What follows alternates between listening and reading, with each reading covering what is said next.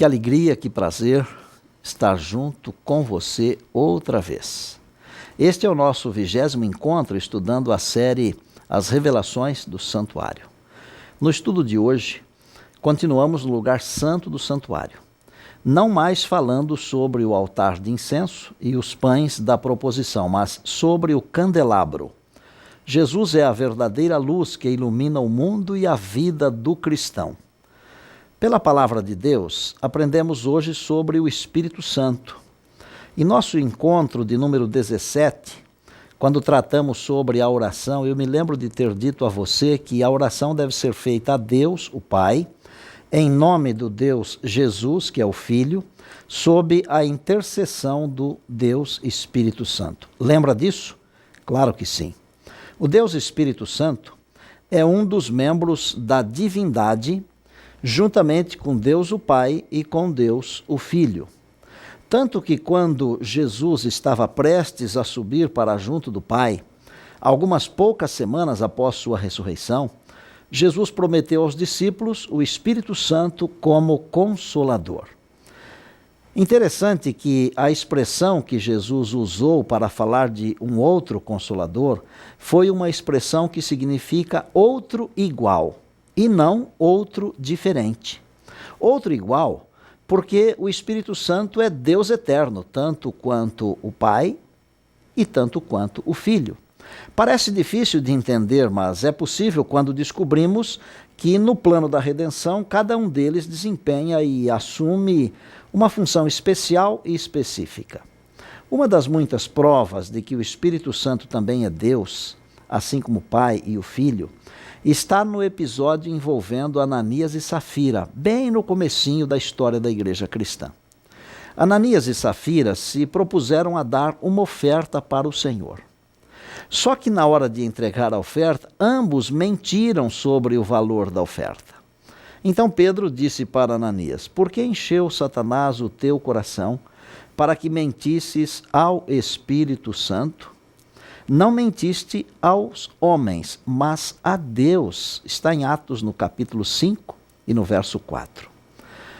Jesus cumpriu a missão que prometera, enviando o Espírito Santo por ocasião do Pentecostes. E como resultado, os discípulos comunicaram a palavra de Deus, pregaram a palavra de Deus com intrepidez. E a Bíblia afirma que só naquele dia foram batizadas quase 3.000 pessoas. São diversas as funções do Espírito Santo no plano da salvação. Dentre as principais, eu gostaria de destacar que o Espírito Santo ensina, convence, guia, além de cuidar dos destinos da igreja, é claro. Foi através do Espírito Santo que Jesus afirmou: e eu estarei convosco todos os dias até a consumação dos séculos. O Espírito Santo, ele é também chamado na Bíblia de Espírito do Senhor, Espírito de Deus, e ele deseja atuar na vida de cada crente, concedendo dons espirituais. E além de conceder os dons, ele também, ao mesmo tempo, dá a capacidade para que estes dons sejam exercidos. Quando uma pessoa é usada pelo Espírito Santo, os frutos aparecem na vida. São chamados de frutos do Espírito. O Espírito Santo também transforma as pessoas. Bem, agora eu desejo falar um pouquinho ao seu coração.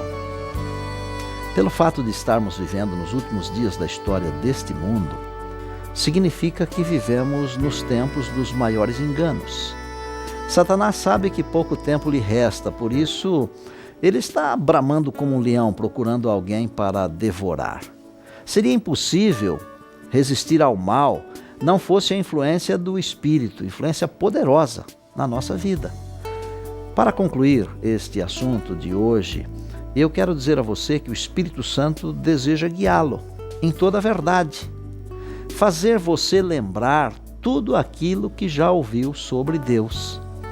O Espírito Santo tem o poder de guiar a mente das pessoas. E eu poderia contar muitas histórias para você sobre isso, mas eu quero contar apenas uma. Eu fiz um evangelismo nos Estados Unidos há não muito tempo, na cidade de Sacramento, na Califórnia. E no meio do período do trabalho fui visitar um homem, um americano, que já havia sido adventista, já havia sido cristão na infância e na juventude, mas ele deixara a igreja e também abandonara Jesus. Quando cheguei no apartamento dele, na casa dele, ele não queria falar sobre coisas espirituais, ele só dizia assim: olha, pastor, não fale de coisas espirituais comigo não, porque eu sou um caranguejo.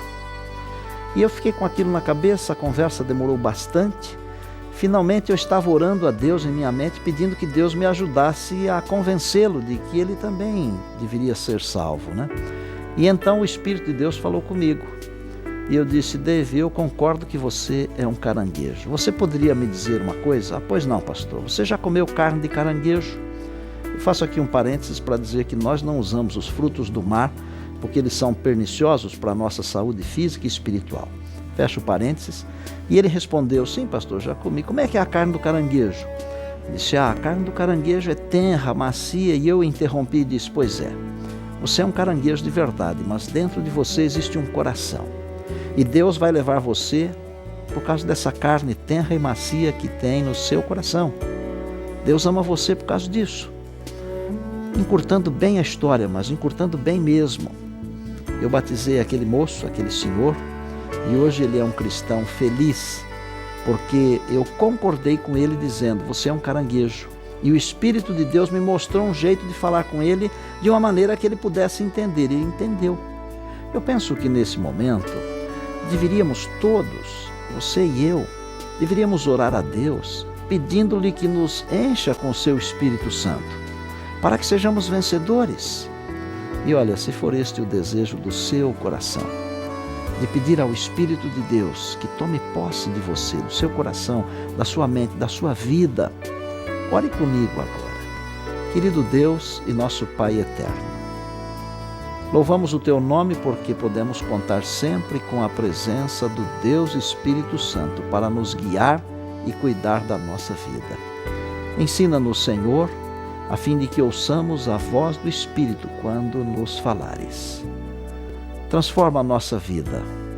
Enche-nos da Tua graça salvadora. Guia-nos pelos caminhos eternos. Aceita a nossa prece. Oramos em nome de Jesus, nosso Salvador e Senhor. Amém. Chegamos ao final de mais um encontro, mas eu convido você para o nosso próximo, tá bem? Até lá, a gente se vê.